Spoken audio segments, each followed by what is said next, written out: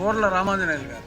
అధ్యక్ష, ఇప్పుడు నారా లోకేష్ బాబు గారికి 4 శాఖలు 36,088,000 కోట్ల రూపాయలు బడ్జెట్ అధ్యక్ష. చంద్రబాబు నాయుడు గారి విజన్ అధ్యక్ష, 2047 నాటికి ప్రతి ఇంట్లో ఒక ఎంటర్ప్రెన్యూర్ గాని ఒక ఉద్యోగస్తుడు గాని ఉండాలి. ఆ ఇంటి తలసరి ఆదాయం ఇప్పుడున్న 2,67,000కి 36 లక్షలు దాటాలి. గత ప్రభుత్వంలో 117 ద్వారా నిర్వీర్యమైనటువంటి స్కూల్ ఎడ్యుకేషన్ ని పునర్వైభవాన్ని తీసుకొచ్చి నైతిక విలువలతో కూడినటువంటి ఒక నాణ్యమైనటువంటి విద్యను అందించడానికి భారీ బడ్జెట్ ఇవ్వడం జరిగింది అధ్యక్ష. స్కిల్ మేనేజ్మెంట్ లో కూడా యువత నిర్వీర్యమైపోతే మా నాయకుడు యువగళం ద్వారా యువతకు 20 లక్షల ఉద్యోగం కల్పిస్తానని చెప్పారు. స్కిల్ డెవలప్మెంట్ కి ఈ బడ్జెట్ ఇవ్వడం అనేటువంటిది జరిగింది అధ్యక్ష. హైయర్ ఎడ్యుకేషన్ అధ్యక్ష, ఫీజు రియంబర్స్మెంట్ లేక వేలాది మంది పేద బడుగు బలహీన వర్గాలకు సంబంధించిన వాళ్ళు పీజీ ఎడ్యుకేషన్ దూరం అయ్యారు అధ్యక్ష. కాబట్టే హైయర్ ఎడ్యుకేషన్ కూడా భారీ బడ్జెట్ ఇవ్వడం జరిగింది అధ్యక్ష.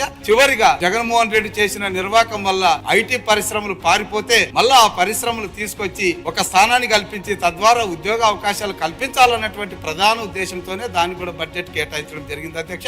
ఈ బడ్జెట్ సముచితం, సమంజసం, తండ్రి గారి ఆలోచన, తనయుడు ఆచరణ, ఇదే ఈ రోజు ఈ బడ్జెట్ కున్న అర్థం పరమార్థం అని తమకు తెలియజేసుకుంటూ